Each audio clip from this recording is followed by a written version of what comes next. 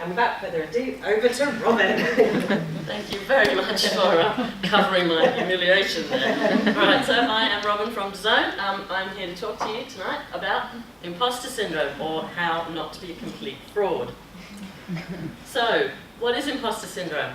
Hands in the air if you've ever heard of imposter syndrome. If you do, oh, you can see the hands there. Excellent. Well, that's it. That's the end of the talk. So, imposter syndrome. A little pop quiz. You don't have to raise your hands for these ones, okay?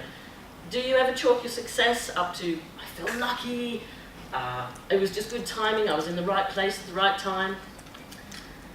Do you believe, if I can do it, anyone can? It's nothing special, must have been easy. Do you apologise, agonise, God I can't read this, sorry. Do you agonise over the smallest flaws in your work? If you don't get everything perfect, is that a disaster for you? If you get even constructive criticism, are you crushed by that? Does it make you feel like, oh, I failed? When you do succeed, do you secretly feel that you fooled them again? Do you worry it's just a matter of time before you get found out for being a fraud? And do you sometimes think your boss just keeps you there basically because he likes you and you're a nice person? This is kind of what the brain looks like of an imposter or someone with imposter syndrome. These are the things that are floating around in there. That little voice in your head is telling you, I'm a fraud, I was just lucky, all these people are better than me, I don't know what I'm doing, it just wasn't me that did that, I had help. All these things are in our head and they make us feel pretty bad, don't they? And how does it make you feel? Alone? Isolated? You can't talk about it to people, can you? You're not going to go up to your boss and say, hey, boss, who pays me lots of money, I feel like a real fraud, I can't do my job. All these people are better than me, I'm rubbish. You're not going to do that, right? Which makes you feel more alone. You hide it inside and it festers in there growing. Well, you're not alone. Loads of research has been done. The first one in 1978 by 2 clinical psychologists. They studied about 150 women in America, high-achieving women. Loads of research since. 70% of people will suffer from imposter syndrome. Doesn't care what gender you are, what ethnicity you are, socioeconomic groups, doesn't care. It's like a virus, it attacks you. If you're human, you're game for it. These are just some very, very successful people who say they suffer from it, or did when they were alive. Albert Einstein, Leonardo da Vinci, some of the greatest minds that have ever lived on this list. All these famous people, hugely successful people. Co-founder of Atlassian, the guy that did all the Batman movies, Michelle Obama, Serena Williams, the list goes on. Endless.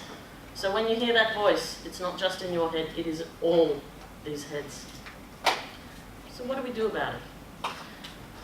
We need to understand it, and we need to recognize it. When you hear that voice, know that it's not your own, but it belongs to this nasty little syndrome. When does it happen?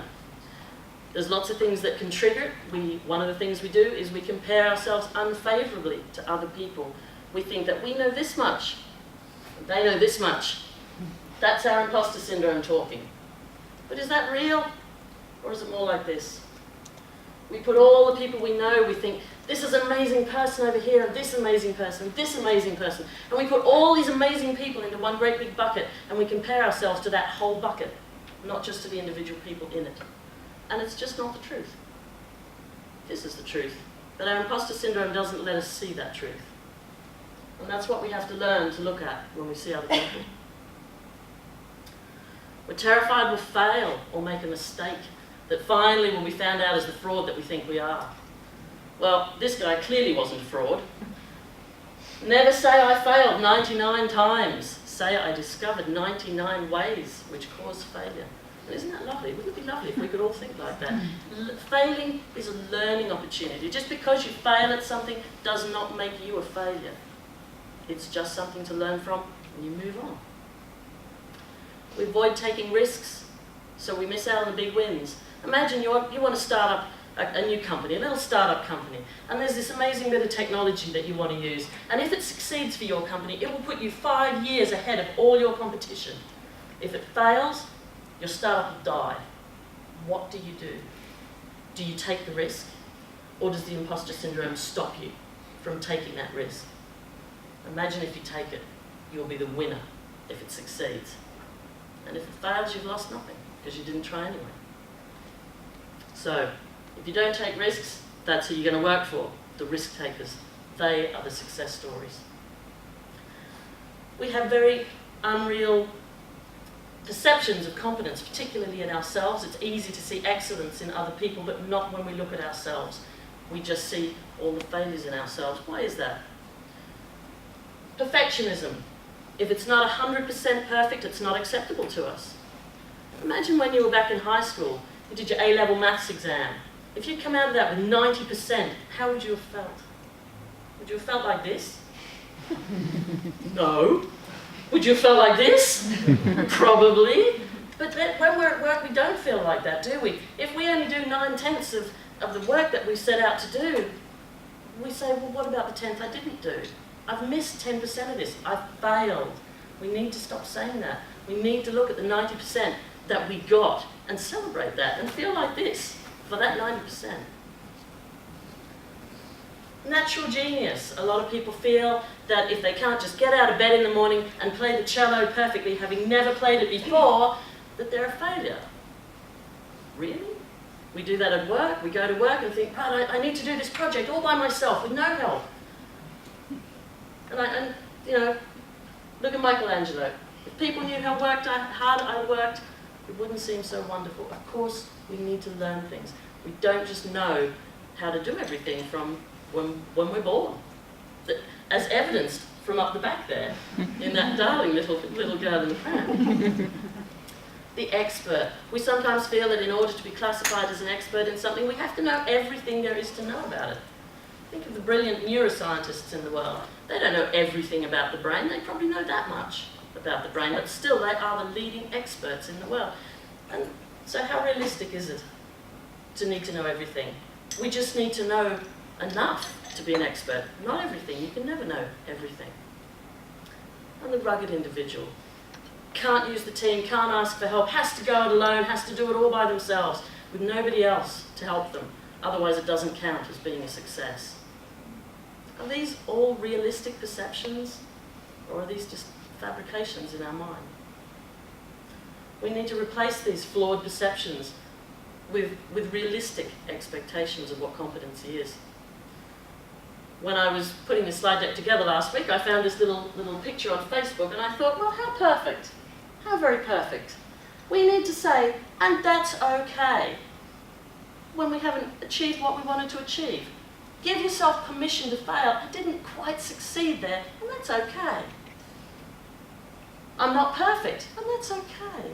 I didn't quite finish everything today, but that's okay. We need to learn to say that. So what are these new perceptions of competence that we need? It's okay to make a mistake. It's okay to have an off day when you're not feeling so well, things don't go your way. It's okay to fail. We learn from that. It's okay to ask questions or guidance. It's okay to say, hey, I don't understand. Can someone help me? It's okay to say no. We mustn't say yes all the time. And it's okay to not have all the answers. Again, it's the human condition. We're learning all the time. It's a very cliche, but from the birth to the grave, every day we learn. I'm not the same person I was a year ago. You are all different people today than you were a year ago. And you'll continue to grow. So a little group exercise now. Everybody stand up for a moment. Yeah, I can hear all groan. Turn this person next to you, or in front or behind you if you're on hand. Now I want you to look at that person in the eye and say to them, I'm not perfect, and that's okay. I'm not perfect.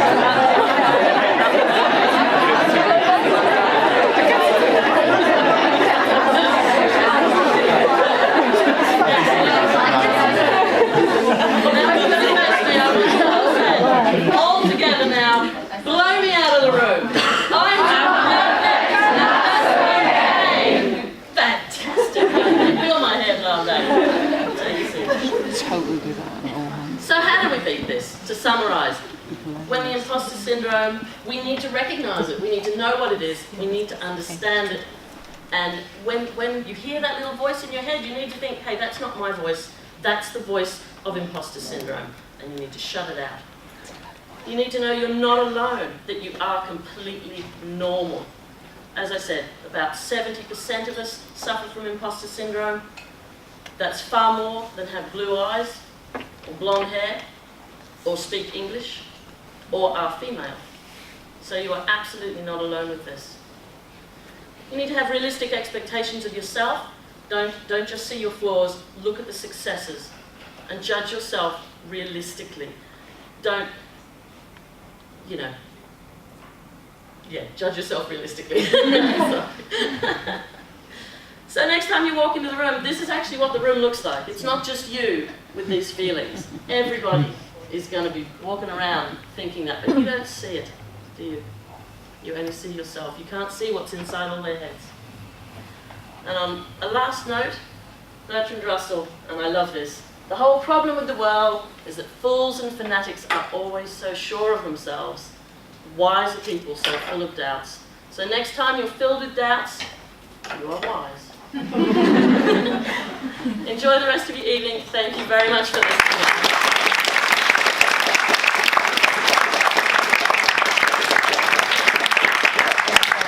That was a brilliant talk, and I think